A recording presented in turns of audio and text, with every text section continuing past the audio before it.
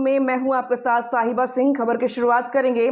Samastipur police को एक बड़ी कामयाबी मिली है। जिले के कल्याणपुर और चकमेसी थाना क्षेत्र में दहशत का पर्याय बन चुका रमेश ठाकुर उर्फ शंकर ठाकुर को समस्तीपुर पुलिस ने भारी मात्रा में हथियार और 3.5 किलो गांजा के साथ गिरफ्तार किया है।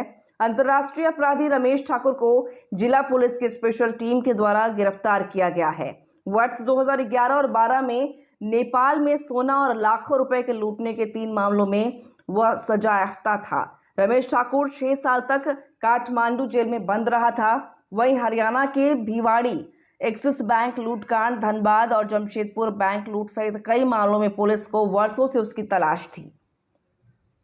और फिर उसके बाकी चारों साथियों को भी पकड़ा गया। इसके पास से जो रिकवरी हुई है मैंने वो आपको बताई है। साथ ही 3 लाख का ये रिवॉर्ड था जिले का। और जिले का जो टॉप 10 क्रिमिनल्स है उसमें टॉप 10 तो हम लोग बनाते हैं, लेकिन नंबर 1 पर ये क्रिमिनल था। और इसको हम लोगों ने कई कांडों में वांछित था। तो कुल जो अभी आपराधिक इतिहास इसका प्राप्त हुआ है वो 22 केस अभी हम लोगों को मिल चुके हैं जिसमें ये वांटेड है।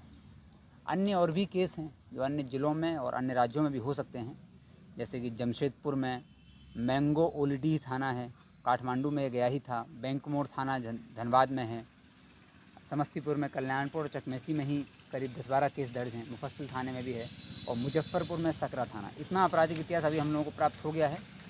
पहले से भी इसके बारे में जानकारी थी और अन्य आपराधिक इतिहास को पता करने की कोशिश की जा रही है। इसके जो साथी हैं, रमेश ठाकुर जो मेन व्यक्ति है, ये लदौड़ा का रहने वाला है। इसका साथी है सुजीत कुमार जो कि वार्ड नंबर 16 चकमेसी का रहने वाला है। इसका दूसरा साथी है किशन कुमार जो कि चकसीमा सोमनाहा का रहने वाला है, और रंजीत ठाकुर जो कि सोमनाहा का रहने वाला है, और मणिभूषण कुमार जो कि करुआ का रहने वाला है। जो ये रंगदारी इसने मांगी थी वर्ष 2023 में करुआ निवासी डॉक्टर जितेंद्र के साथ, उसी में डॉक्टर जितेंद्र का ही एक डिस्टेंट रिलेटिव, दूर का उनका जो संबंधी था मणिभूषण कुमार करुआ का, वही इसके साथ संपर्क में था। और वो बताता था कि कब ये जा रहे हैं, कब कितने बजे निकलते हैं, कभी अपने वहाँ जाते हैं कार्यस्थल पर और कितने बजे अपने घर वापस लौटते हैं। इस सारी मूवमेंट की जानकारी इसने रमेश ठाकुर को दी थी। फिर रमेश ठाकुर ने फ़ोन कर करके, टेक्निकली थोड़ा स्मार्ट था, पुलिस से बचने के लिए टेक्निकल संयंत्रों का उपयोग ये करता था।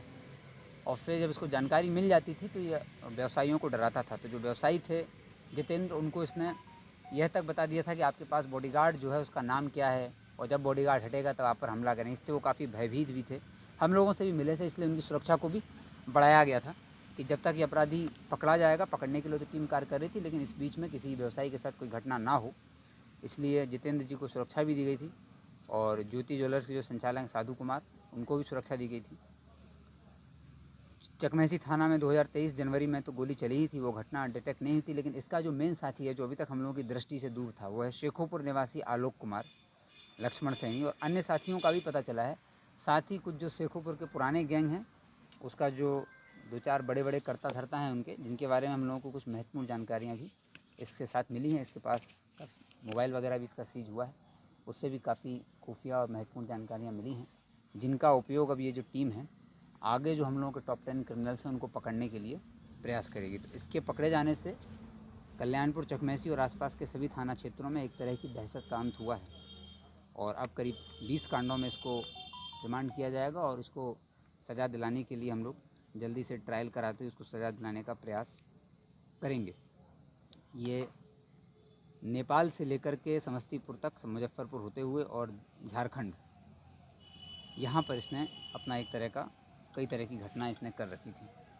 तो इसके साथ जो रिकवरी हुई है उस रिकवरी को और इसके साथी जो हैं इन सबको आज जेल भेजा जा रहा है। FIR दोनों मामलों में दर्ज कर लिया। Thank you.